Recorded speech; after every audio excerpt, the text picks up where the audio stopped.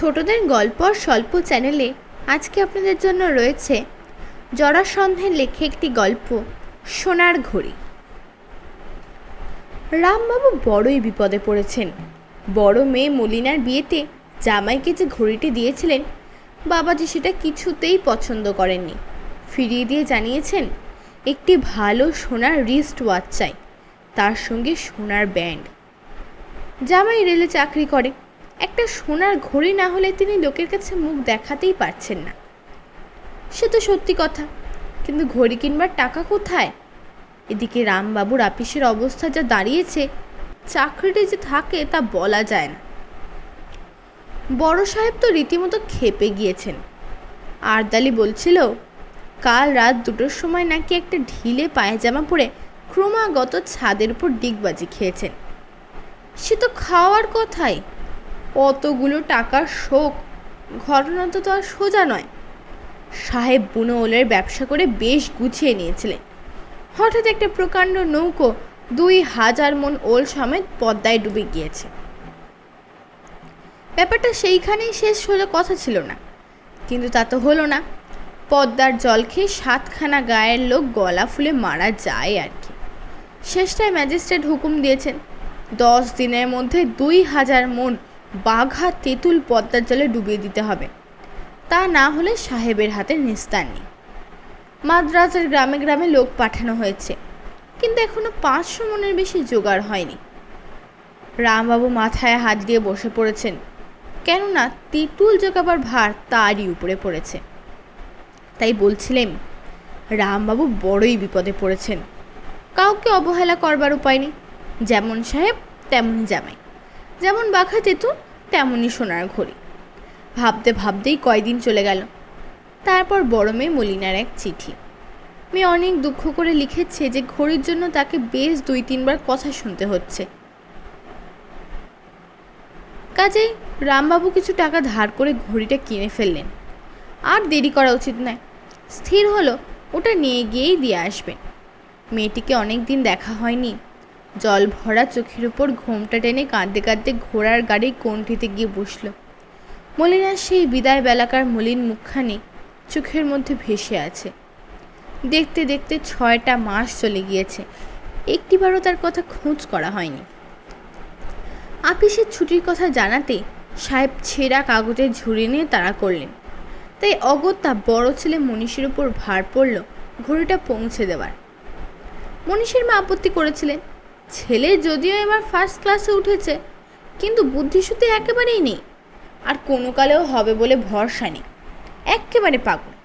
ওর হাত দিয়ে এত বড় দামের জিনিসটা পাঠানো পথে ঘাটে একেবারেই কাজের কথা নয়। মনীষ তো শুনে একেবারে আগুন। তোমরা কি যে বলো তা ঠিক নেই। একটা ঘড়ি কি আর নিয়ে যেতে পারবো না? আমি কি খোকা নাকি? সেদিন আমাদের ক্লাসের নোটেন তার মাকে নিয়ে কাশি চলে গেল, আর আমি এখান থেকে বহরমপুর যেতে পারবো না। ছেলে যাই বলুক, তার বুদ্ধির ওপর রামবাবুর যে কীরকম ভরসা তা তো তোমরা জানোই। কিন্তু অন্য কোনো উপায় নেই বলেই রাজি হলেন। তাছাড়া মলিনার বিয়ের সময় মনীষ পরীক্ষা নিয়ে কলকাতায় বাসায় থাকতে বাধ্য হয়েছিল। দেশে গিয়ে আমোদ আহ্লাদ করতে পারেনি। জামাইবাবুর সঙ্গেও দেখাশোনা নেই। সেই উপলক্ষে আলাপ সালাপও হবে। ঠিক হলো পরশু ভালো দিন আছে, সেই দিনই যাওয়া হবে। এই 2 দিন মনীষ যেন হাওয়ায় উড়ে বেড়াতে লাগলো। উৎসাহের উত্তেজনায় তার সমস্ত রাত ঘুমই হয় না। যে সে কথা নয়, জীবনে প্রথম সে রেলগাড়িতে চড়ে অনেক দূরে যাবে। কারোর সঙ্গী নয়, একা, একেবারে একা। উঠতে বসতে কারোর ধমক শুনতে হবে না। ওখানে যেও না, ওখানে শুয়েও না, ওটা খেও না, সেটা খেও না বলে কেউ তাড়া করবে না। যা খুশি তাই কর, যেখানে খুশি বসবে, যেখানে খুশি দাঁড়াবে, যা খুশি তাই খাবে। মাথার উপর কেউ নেই, সে একা। মনীষীর সমস্ত মন প্রজাপতির মতো নেচে বেড়াতে লাগলো। রামবাবু নিয়ে গিয়ে টিকিট কিনে ছেলেকে শিয়ালদা স্টেশনে গাড়িতে তুলে দিয়ে এলেন। অনেক বার করে বললেন, জানালা দিয়ে মুখ বাড়িও না, গাড়ি একদম না থামলে কখনো নেব না, স্টেশনে খাবার খেও না, ইত্যাদি। রানাঘাটে গাড়ি বদলে ওভারব্রিজের উপর দিয়ে ওপারে গিয়ে আবার গাড়িতে উঠতে হবে, সেটা ভালো করে বুঝিয়ে দিলেন। গাড়ি ছাড়তেই মনীষ ঘড়িটা পকেট থেকে বার করে হাতে পরে নিল। যদিও সময় দেখবার দরকার ছিল না, তবু 2-4 মিনিট অন্তর কেবলে হাতটা ঘুরিয়ে ঘুরিয়ে দেখতে লাগলো, যেন এখনই তার ভয়ানক জরুরি কাজ আছে। পাশের একটি ভদ্রলোক বোধহয় সেটা লক্ষ্য করেছিলেন। বলেন, কটা বেজেছে খোকা? মনীষের বুকখানা যেন 10 হাত ফুলে উঠল। সে একবার ঘড়ির দিকে চেয়ে গম্ভীরভাবে বলল, 8:13। একটা বড় স্টেশনে গাড়ি ঢুকতেই মনীষ পড়ল রানাঘাট। ছোট পুটুলিটা নিয়ে সে তাড়াতাড়ি নেমে পড়ল। ওপারের প্ল্যাটফর্মে একখানা গাড়ি দাঁড়িয়েছিল। মনীষ একটা EBR মার্কা সাদা জামা পরা ভদ্রলোককে জিজ্ঞেস করল, ওটা কোথাকার গাড়ি স্যার? তিনি গম্ভীরভাবে বলল, 13 আপ। মনীষ বড় বড় করে চেয়ে রইল। 13 আপ অর্থাৎ 13 উপরে, মানে যে কি সেটা একবারই মাথায় ঢুকলো না। আরেকটা ভদ্রলোকের কাছে সে জেনে নিল যে তার গাড়ির এখনও ঘন্টাখানেক দেরি। এতক্ষণ সে বসে থাকবে? একবার বাইরে ঘুরে আসা উচিত। মনীষ দেখল অনেকে গেটের টিকিট দেখিয়ে বাইরে যাচ্ছে। সেও তার বাইরের পকেটে মানিব্যাগের ভিতর থেকে টিকিট বার করে দেখালো। স্টেশনের কাছে একটা জায়গায় গোল হয়ে অনেক লোক দাঁড়িয়ে আছে। মনীষ উঁকি মেরে দেখল ম্যাজিক। সে ভিড়ের ঠেলে ভিতরে ঢুকে পড়ল। একেবারে আজব কাণ্ড। মাটি পুঁতে একটি দাড়িওয়ালা লোক একটা আমের আটি মাটিতে পুঁতে ঝুড়ি দিয়ে ঢেকে দিল। কিছুক্ষণ পরে ঝুড়ি তুলতে একটু চমৎকার আমের চারা। তার চেয়েও আশ্চর্য সেই কাগজের দড়িটা। লোকটা কতগুলো টুকরো কাগজ চিবিয়ে খেলো, তারপর মুখে হাত দিয়ে টেনে বের করলো কাগজ পাকানো দড়ি। সে দড়ি বেরোচ্ছে তো বেরোচ্ছে, আর শেষ নেই। মনীষ তো হেসেই আকুল। এমনই সময় একটা ঘন্টা কানে যেতেই ছুটে দৌড়লো সে স্টেশনের দিকে। ওভারব্রিজ পেরিয়ে গাড়িতে গিয়ে উঠল। একটা স্টেশন পরেই সাদা পোশাক পরা ক্রু এসে উপস্থিত। সবাই টিকিট দেখাচ্ছে। মনীষ পকেটে হাত দিয়ে মাথাটা তার ঝিমঝিম করে উঠল। সমস্ত শরীরে ঘাম ছুটল। সর্বনাশ, ব্যাগ কই? তারপর এই পকেট ও পকেট তন্ন তন্ন করে খুঁজেও ব্যাগে দেখা মিলল না। মনীষ মনে করে দেখল রানাঘাটের স্টেশনে গেটে টিকিট দেখিয়ে ব্যাগ তো পকেটেই রেখেছিল। তারপর আর খোঁজ নেয়নি। মানিব্যাগে কিছু টাকা আর কয়েকটা আনা পয়সাও ছিল। এদিকে ক্রু এগিয়ে আসছে। মনীষের মনে হলো তাকে কে যেন একটা প্রকাণ্ড এরোপ্লেনের উপর থেকে নিচে ছুঁড়ে ফেলেছে। সে ক্রমাগত ঘুরপাক খেতে খেতে পড়ছে। তার চারিদিকে সব ঘুরছে, মাঠ, গাছপালা, লোকজন, মার সাদা পোশাক পরা ক্রুটি পর্যন্ত। টিকিট। মনীষ হঠাৎ চেয়ে দেখল ক্রু বাবাজি একেবারে তার সামনে দাঁড়িয়ে। তার গলা দিয়ে স্বর ফুটতে চায় না। কোনো রকমে জানালো টিকিট চুরি হয়ে গিয়েছে। তবে পয়সা দাও। পয়সাও তাই। ক্রু দাঁত মুখ খিচে বলল, ওসব চালাকি চলবে না, দাও ছোকরা, পয়সা বের করো। পাশে একটি ভদ্রলোক বসেছিলেন।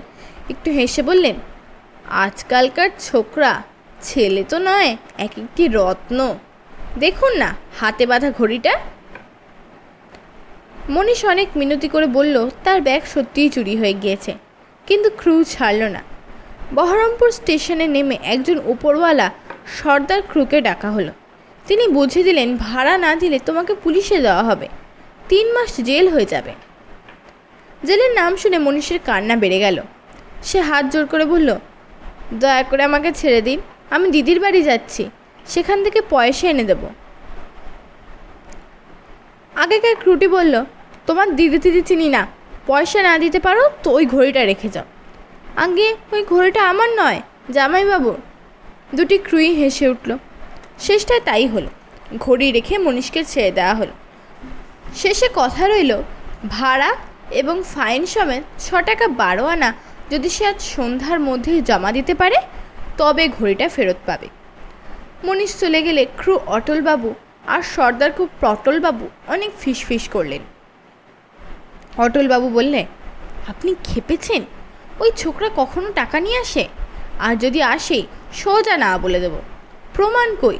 আপনি আর আমি। দুইজনে বেরিয়ে পড়ল শ্যাকরার দোকানে। শ্যাকরা চালাক লোক। অনেক দর কষাকষির পর 30 টাকার বেশি আর 1 পয়সা উঠতে চাইল না। তাইতেই রফা হলো। যদিও সবাই বুঝল ঘড়ির দাম 150 টাকার কম নয়। ভাগে অটলবাবু পেল 10 আর পটলবাবু 20। 10 টাকার নোটখানা পকেটে ফেলে অটলের মন একেবারে শোলার মতো হালকা হয়ে উঠল। ইচ্ছে হলো গলা ছেড়ে গান গায়, কিন্তু তাতে রাস্তার লোক পাছে কিছু মনে করে, তাই সে ভয় ভয় গুনগুন করে খানিক গান গাইল। লম্বা লম্বা পা ফেলে সে একেবারে শোয়ার ঘরে হাজির। বারান্দায় একটি ছেলে খেতে বসেছে। অটল চমকে উঠল। এ কে? মলিনা হেসে বলল, ও মা, তুমি ভয় পেলে নাকি? এ যে আমাদের মনীষ। তারপর গম্ভীর হয়ে বললে, কীরকম কাণ্ড দেখেছ? বাবা এত টাকা দিয়ে তোমার জন্য সোনার ঘড়ি কিনে পাঠালেন, ছেলে মানুষ পেয়ে তোমাদের কোন মুখ পোড়া ক্রু এসে কেড়ে নিয়ে গেল। ও তো কেঁদেই আকুল। আমি বললাম, তোর জামাইবাবু এলে? এ কি, তোমার আবার কি হলো? অটল সেই ধরা চুড়ো সমেত মেঝের উপর বসে পড়ল। শুকনো গলায় বলল, জল। মলিনা অত্যন্ত ব্যস্ত হয়ে জল আনতে ছুটল। মনীষ মুখ টিপে টিপে হাসতে লাগলো।